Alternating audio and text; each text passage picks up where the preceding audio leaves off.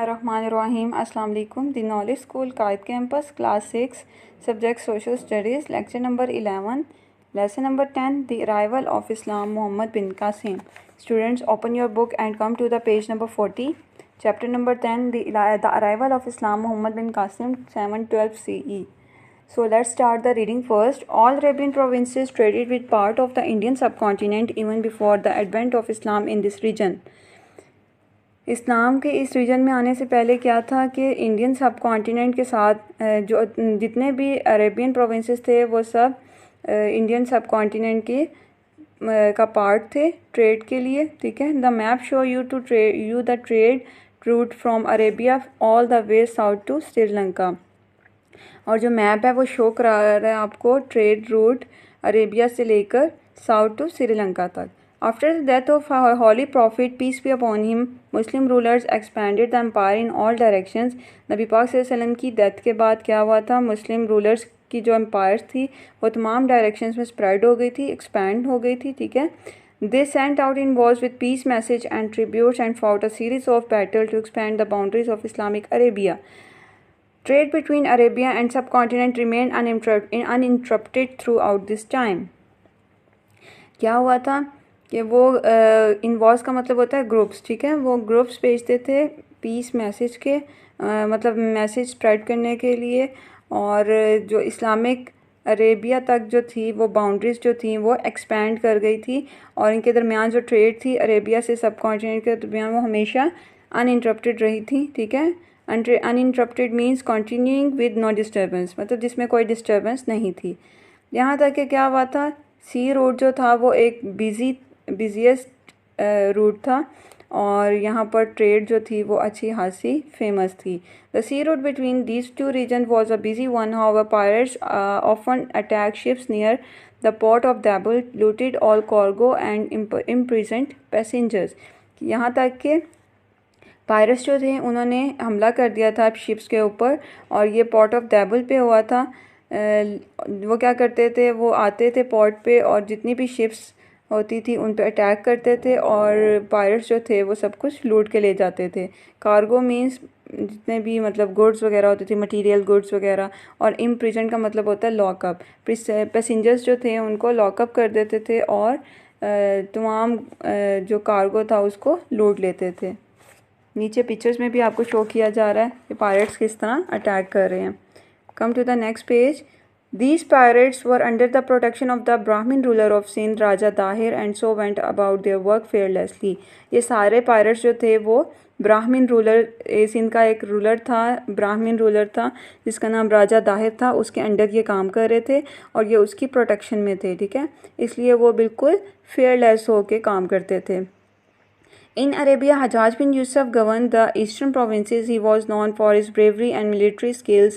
In 712 CE, the pirates seized a ship carrying the widow and orphan of Muslim traders who had died in Sri Lanka. The ship was also carrying gifts from the king of Sri Lanka to Caliph Walid in Damascus. क्या हुआ था, Arabia का governor था हजाज bin Yusuf. ठीक है। जो eastern provinces के को गवर्न करते थे। उन्होंने क्या किया था, वो बहुत ज़्यादा ब्रेव थे और मिलिट्री स्किल्स के लिए जाने जाते थे। ठीक है। 712 में जब पायरेट्स ने एक शिप पर अटैक किया था, सीज का मतलब होता है कैप्चर करना। ठीक है। उसको कैप्चर किया था तो उस शिप के अंदर बहुत सारी विडोज़ मतलब बेवा औरतें और ऑर्फेंस का मतलब होता है यतीम बच्चे, मतलब बहुत सारे ऑर्फेंस और विडोज़ थे। और मुसलमानों की वो जो ट्रेड थी वो जाके श्रीलंका में मतलब उन्होंने उसके ऊपर अटैक किया था और उन सबको मार दिया था श्रीलंका के पास। The ship was also carrying gifts, जबकि वो शिप जो थी वो ढेर सारे गिफ्ट्स लेके जा रही थी श्रीलंका के किंग के लिए, जिनका नाम खलीफा वलीद था और ये डमस्कस में थे। The families of the imprison people approach governor Hajjaj bin Yusuf. जिन लोगों को उन्होंने इम्प्रिजन कर लिया था उन सब लोगों ने अप्रोच किया था गवर्नर हजाज बिन यूसुफ को और उससे हेल्प मांगी थी अपनी फैमिलीज़ के लिए। The Muslim governor had already been concern about increasing attack on ships in the area. और जो मुस्लिम गवर्नर था हजाज बिन यूसुफ, उसको ऑलरेडी कंसर्न था इस चीज़ से, वो जानता था कि मतलब शिप्स पे अटैक हो रहे हैं। On receiving Raja Dahir final refusal to help, refusal का मतलब होता है एक्ट ऑफ रिजेक्टेड, मतलब जिस चीज़ को रिजेक्ट कर दिया गया हो। ही decided to take action himself, मतलब जब उसने राजा दाहिर के रिफ्यूजल को हेल्प को रिफ्यूज़ कर दिया था, तो फिर हजाज बिन यूसुफ ने उस पर अटैक करने का, कोई ना कोई एक्शन लेने का सोचा था। He prepared an expedition to Sindh under the leadership of Muhammad bin Qasim. Expedition का मतलब होता है military journey to attack an enemy, किसी भी एनिमी पर अटैक करने के लिए जो मिलिट्री जर्नी जो है वो बनाई जाती है।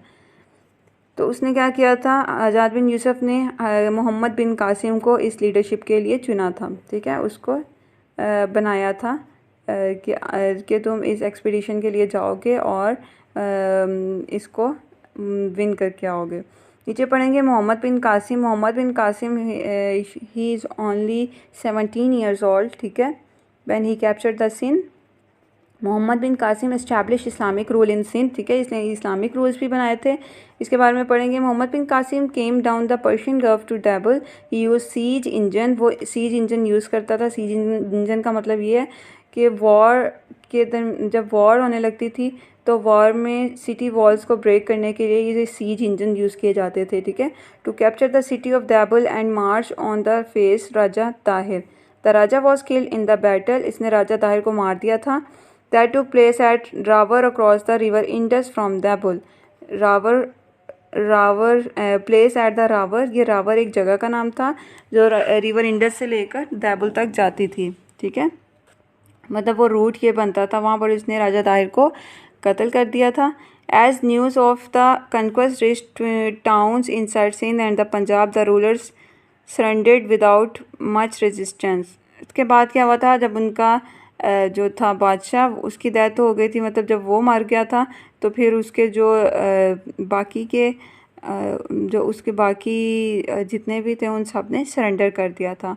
उसने इसके आगे मोहम्मद बिन कासिम के आगे सरेंडर कर दिया था और बिल्कुल रेजिस्टेंस नहीं की थी। Muhammad bin Qasim now control Sindh and southern Punjab as far as the city of Multan. फिर मोहम्मद बिन कासिम ने सारे सिंध को और साउदर्न पंजाब को कंट्रोल कर लिया था और और आहिस्ता आहिस्ता उसने मुल्तान पर भी अपना कब्ज़ा कर लिया था। नीचे पढ़ेंगे। Muhammad bin Qasim had great gun skills, he took the following steps to establish his rules. वो कौन से रूल्स थे जो उसने इस्टेब्लिश किए थे, ठीक है, पढ़ेंगे। Taxes were impose, Muslim paid zakat and non Muslim paid jizya, ठीक है, उसने टैक्सेस जो थे वो इम्पोज किए थे। उसने कहा था मुसलमान जो हैं वो ज़कात देंगे और जो नॉन मुस्लिम होंगे वो जिज़िया देंगे, ठीक है, जिज़िया भी फॉर्म ऑफ ज़कात, ठीक है, एक ज़कात की किस्म थी। उसने कहा था वो जिज़िया पे करेंगे। Courts were set up to solve people dispute, they were headed by qazi. Courts में उसने लोगों के मसले हल करने के लिए, प्रॉब्लम सॉल्व करने के लिए उसने काजी बनाए थे कि काजी जो हैं वो लोगों के मामलात को देखेंगे, उनको सुनेंगे और फिर फैसला करेंगे। People were allowed to retain their religions and jobs, there were no discrimination. उसने कहा था कि लोगों के लिए जितनी भी जॉब्स होंगी उसमें कोई भी डिस्क्रिमिनेशन नहीं रखा जाएगा, मतलब डिफ्रेंशिएट नहीं किया जाएगा किसी को भी रिलीजन के ऊपर या मतलब रिलीजन वगैरह को देखते हुए, मतलब ऐसे नहीं होगा कि अगर ये मुस्लिम होगा तो ही उसको जॉब मिलेगी, ठीक है, मतलब no discrimination is there. New places of worship were constructed and old ones repaired. उसने क्या किया था, उसने नई जो है थी इबादत गाहें उनको तमीर किया था और जो पुरानी थी उनको रिपेयर किया था।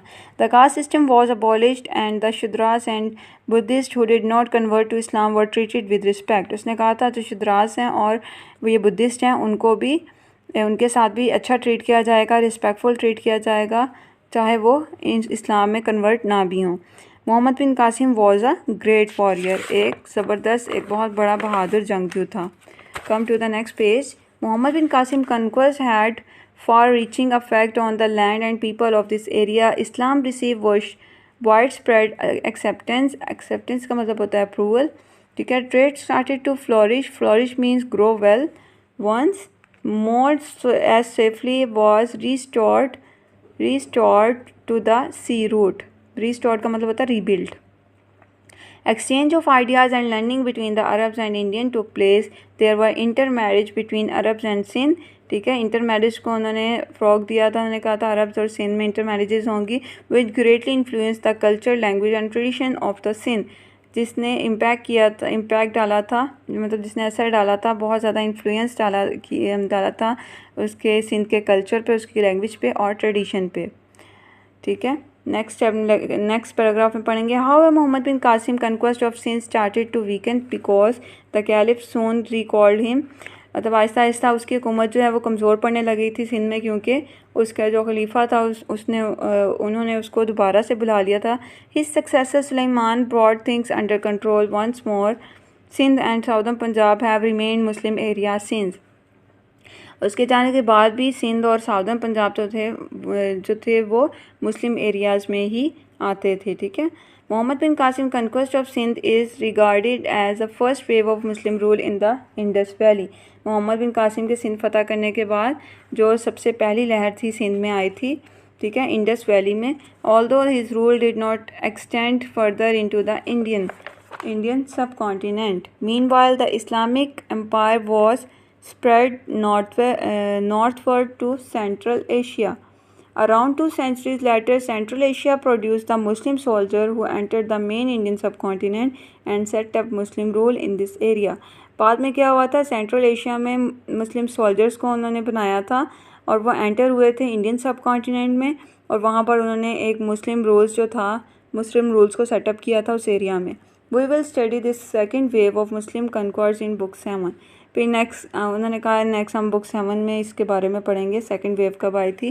फर्स्ट वेव तो तब आई थी जब मोहम्मद बिन कासिम ने सिंध को फ़तह किया था, उस पर कब्ज़ा कर लिया था, उसको फ़तह किया था। तो जो फर्स्ट वेव थी मुस्लिम रूल्स की, तो इंडस वैली में जो थी वो आई थी। नेक्स्ट आप पीछे चैलेंज पढ़ेंगे। Muhammad bin Qasim was only 17 years old, सिर्फ 17 साल का था, when his uncle gave him the important mission of conquering Sindh. What does that tell you about his skills. अब आप खुद बताएंगे कि आपने मोहम्मद बिन कासिम की स्किल्स के बारे में क्या पढ़ा है और आप क्या जानते हैं उसके बारे में। ठीक है, उसको उसके अंकल ने, हजाज बिन यूसुफ ने, जब सिंध फतह करने के लिए भेजा था तो वो सिर्फ 17 साल का था। नेक्स्ट डू यू नो पढ़ेंगे। Bhambore is a small town north of Karachi.